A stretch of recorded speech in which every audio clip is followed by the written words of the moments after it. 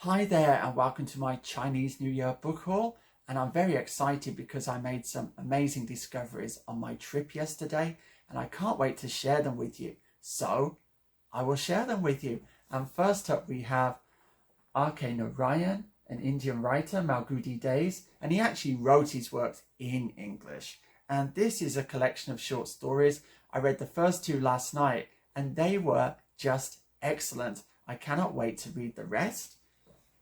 Then, Reinaldo Arenas, I knew nothing at all about this writer when I picked this up, but it really looks very interesting. This is his memoir, Born into Absolute Poverty in Cuba. It charts his fight during the revolution, then his imprisonment, and finally his escape from the island to America.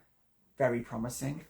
Then, Shusaku Endo, I have one of his novels, The Samurai, but this is his silence. And what really intrigues me is this book as object, because it's the first book I've ever owned that was produced in Japan. And I just really like everything about how it looks. It's rather small. It's got this kind of paper ribbon there. And if I take this off, I'll take it apart and show you. Inside the cover really looks like this. Catholic writer, hence the cross. We'll see how that is. Then, a big name, Kazuo Ishiguro, Japanese English writer. I'm not really a big fan of his work. He rather reminds me of Kayser, these writers with global appeal. But my PhD is about the evils of global literature, so I have to kind of sleep with the enemy, as it were. I read The Remains of the Day when I was in my 20s, and now I cannot recall a single character, incident, or image from that text. And I struggle in the same way with Kurtz's work. I just find it incurably bland. Why is it so popular?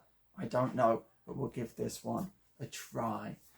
Then, My Son's Story by Nadine Gordimer, South African writer. I've been aware of her name pretty much all my life, but I've never sat down and read any of her works. So we'll see how that is. Then, non-fiction.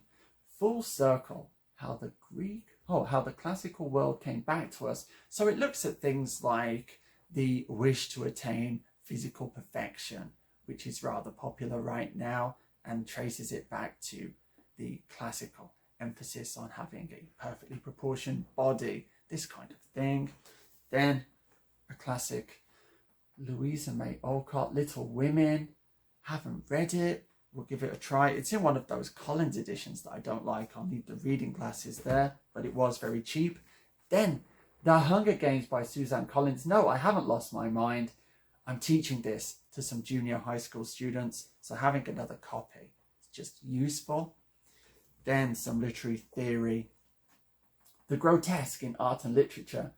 It's by a German author. Has the usual philological obsession. So he begins by tracing the origin of the term grotesque, which comes from the Italian and is linked with grotto, meaning cave, and follows it through the centuries.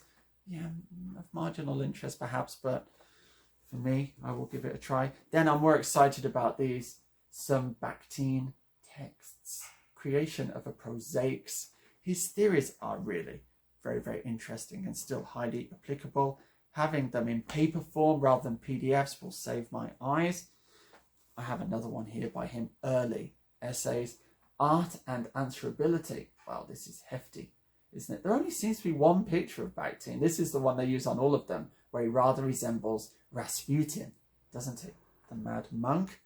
And then finally, another piece of, well, not literary theory so much as just literary studies, the English mystery plays by Rosemary, Wolf.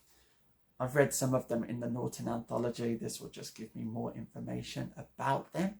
And that is all I found on my book haul. I hope you'll agree there are some interesting titles there.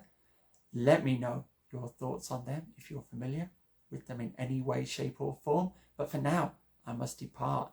Until the next time, be safe, be strong. Nanu Nanu.